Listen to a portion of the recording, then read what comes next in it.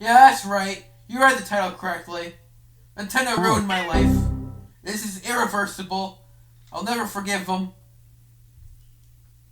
I don't know what this intro is. Okay, but for real though, not really. They haven't sent their goons after me because I emulated a game or because I listened to their music on YouTube before they blocked it, despite offering their music nowhere else. This video is just a funny story about my experience with Nintendo over the past month and about how pretty much everything possible that could go wrong did. This isn't a Kaizir episode, but more so a bonus video to hold you over until my next video, which won't be out for a while. Oh, and if you thought this video was about the Nintendo Direct, I'm sorry to disappoint you.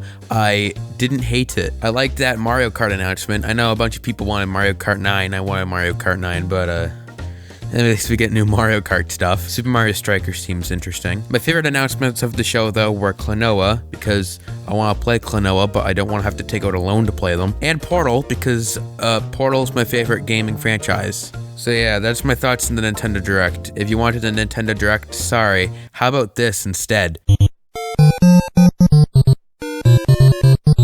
Let's start our story with a pair of shitty controllers. Or rather, two. I have two sets of Joy-Cons. The reason why is because the dark red ones that came with my Mario Odyssey Switch bundle started drifting after a while of use, and because Nintendo didn't have their free Joy-Con repair thing set up yet, I opted to just get new ones for Christmas or my birthday or something. They're near the same time, so they kind of just blend in. I did eventually fix them when they did offer that free Joy-Con repair thing, but regardless, they started whacking out again after a while, and eventually so did the replacement red and blue ones too. Now, it wasn't just the sticks that had the issues. There were also problems with connecting them to the Switch physically, and there were also some button issues. But the gist was, they weren't usable. The only way I could play my Switch for a while was through the TV, which is not the way I'd like to play the Switch. I go to school and make YouTube videos, so I'd much rather use the Switch in 10-minute portable intervals rather than an hour or two playing on TV a day. So for a while, I just didn't really use my Switch that frequently. It was only recently that I was able to get a free repair setup for the Joy-Cons, as my town is kind of up and down when it comes to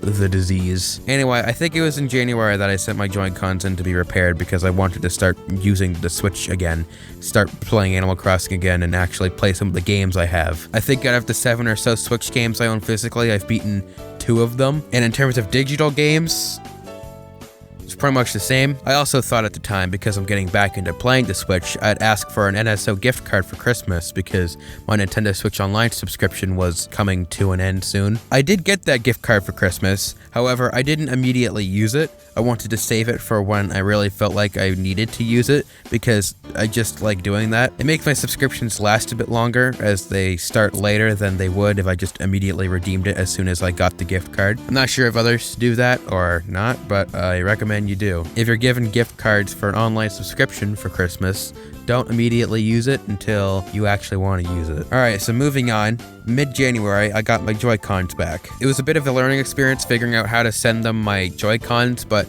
eventually it got figured out and now I have my Joy-Cons back. And what's neat is that I included a note in the package asking if they could fix other issues with the Joy-Cons, like the rails or some button issues, and they did. In fact, they even sent me 2 brand new ones. At least, I think they were brand new because they were in plastic containers and not just wrapped up in packaging. What's funny is that they weren't the controllers I thought would be replaced, but whatever. 2 new Joy-Cons for free.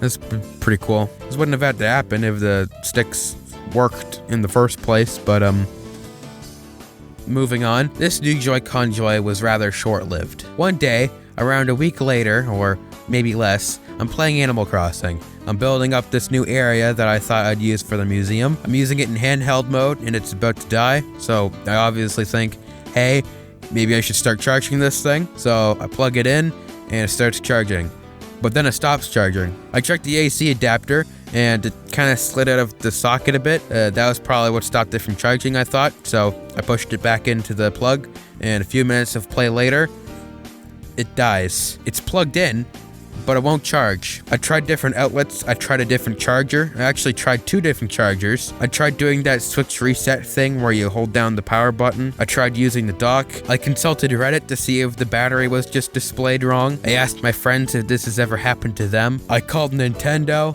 but it was all in vain. The Switch was, in scientific terms, fucked up. right after I got those new Joy-Cons too. I was playing my Switch, having a gay old time. My Switch doesn't work anymore, so I set up a repair with Nintendo again, but this time it actually costed money because of an expired warranty. And so with a quick payment of 125 Canadian dollars from my mom's ever so generous credit card that is up to interpretation whether was used with permission or not, we sent back the Switch for repair. And because I did it with the Joy-Cons, I thought it wouldn't hurt if I also asked them, on top of the broken battery and or broken charger port, if they could also spruce up the rails on the side, fix the scratched screen, and fix the SD card slot, and at this point useless kickstand. It was so worn out that I needed to hold it in with duct tape. I still don't know if requesting those repairs was the reason for what happens next or not. 1 week later, I finally get the box back. I look at the Switch, and to my delight and horror at the same time, it's brand new. And not only brand new, but it's also the revised model. The model I had was the first model, and it came with a Mario Odyssey bundle that wasn't themed or anything. The Joy-Cons were just really red. This was the revised battery and slightly redesigned model. It wasn't the OLED version, but it was still an upgrade. I also sent in my Switch charger along with the Switch, and they gave me a new one of those too. The Switch is almost $400 fucking dollars here in Canada, so the fact that I got a brand new one for around 30% of the original price was quite epic, if I do say so myself. However, then it hit me. I lost my Animal Crossing game. Now, remember how I said earlier I had an NSO gift card and how I didn't immediately use it? I did eventually try to use it, and this was when I wanted to back up my Animal Crossing world. Nintendo Switch Online has a cloud save option for many games on the Switch, but also not for many games on the Switch, including Animal Crossing. Instead, Nintendo has some weird, funky backup ability that's separate from cloud saves for Animal Crossing. Also, you need a Nintendo Switch Online subscription to even use this weird backup ability that Animal Crossing New Horizons has for some reason. Why?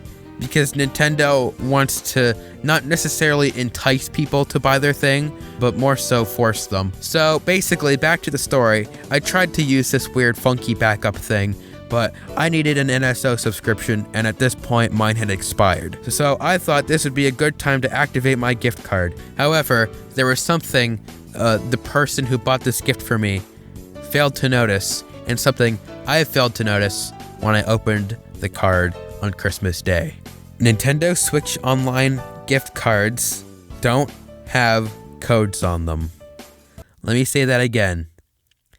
Nintendo Switch Online gift cards don't have codes on them. These gift cards are fucking worthless, and the code is actually on the receipt when you buy them.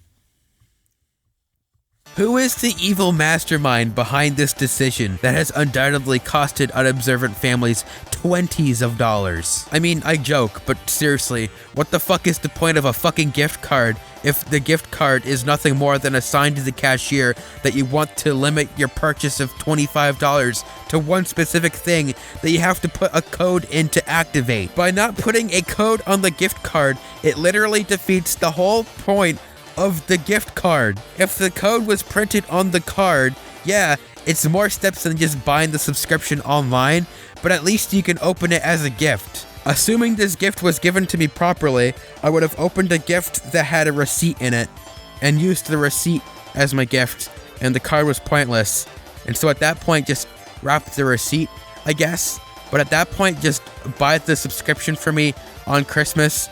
And at that point, just give up on Nintendo, because apparently Nintendo is a business that thinks it's a good idea to sell gift cards that don't do anything. But wait, scratch all of that, because I should mention that I didn't unwrap a gift card and receipt, just a gift card, because whoever gave me the present threw the receipt away, because I guess the cashier didn't inform them that the gift card wasn't actually the thing of value here, and it was instead the receipt that was given to you after you bought what you thought was a card with a code on it. Or maybe the cashier didn't know either. I mean, it's kind of a normal thing to expect gift cards to fulfill both words in the name instead of just one. So yeah, that gift was basically a waste for everybody, and so I didn't have NSO, and I never backed up my Animal Crossing world. And then later my Switch broke and was replaced. Oh well. I'm over it now. I just started a new Animal Crossing world. Kinda sucks that I had to reset my Animal Crossing world, considering it was a world I had since launch. But hey, at least I can take happiness in the fact that the reason I don't have this world anymore is because Nintendo is the most ass-backwards company ever when it comes to the stupid fucking decisions they make. Don't allow Animal Crossing worlds to get saved automatically in the cloud. Make the players manually have to activate a backup system, but only if they're subscribed to Nintendo Switch Online. And if they don't have a subscription to the Dick Flick, they can always get one from the store, but they have to make sure the evidence that they purchased something worth $25 is more important than the actual thing worth $25. So you might think that's where the story ends, right? I had to start my Animal Crossing world over, but just my Animal Crossing world over, because everything else was saved to the cloud when I still had the subservice, just not Animal Crossing. Well, no. There's one more thing that's wrong, and at this point, I just give up. I wanted to use my new Switch on the TV for the first time, but there's one small problem. The dock wouldn't work. Yet again, I did all the troubleshooting, but it's dead. Much like everything else Nintendo Switch related for the past month. And I know it isn't the Switch's fault, because it's brand new. However, the repair requires me to send both the dock and the Switch because I only have one dock and I can't test if it's the Switch's problem definitively. So at this point, I'm just saying, like, this whole repair thing can go fuck itself. I don't give a shit anymore. I'm just gonna wait a while and buy a new dock eventually. I don't care about sending my Switch in again just so I can get a new dock. At least like it's under warranty, but still, like, I don't care. I don't need to play on the TV that much. I can just buy a new one later. And I was gonna sell this dock online for like $10 or something, considering it doesn't work, but I think I have a much better idea for a more fitting end to this tale.